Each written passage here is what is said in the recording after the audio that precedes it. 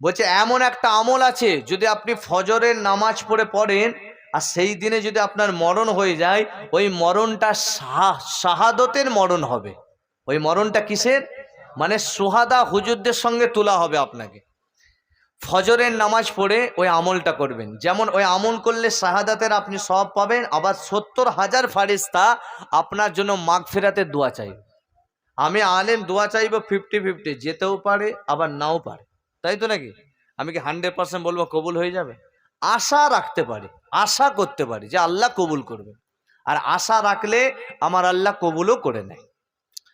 তো ওই আমলটা হলো ফজরের নামাজ পড়েই ওই জায়গাতে বসে 3 বার পড়বেন, আউযু বিল্লাহিস সামিউল আলিম মিনাশ শাইতানির রাজিম, আউযু বিল্লাহিস সামিউল আলিম মিনাশ শাইতানির রাজিম, আউযু বিল্লাহিস সামিউল আলিম মিনাশ শাইতানির রাজিম।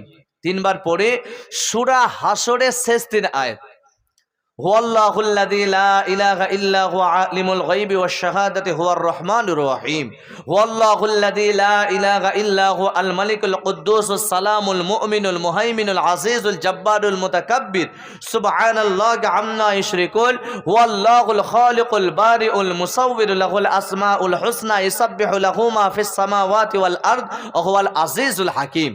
ফজরের নামাজ পড়বেন, 70,000 ফারিস্তা আপনার জন্য মাগফিরাতের দোয়া চাইবে, আর ওই দিনে তো আপনার মরণ হলে শাহাদতের আপনি মৃত্যুবরণ করবেন। জোরে বলেন সুবহান।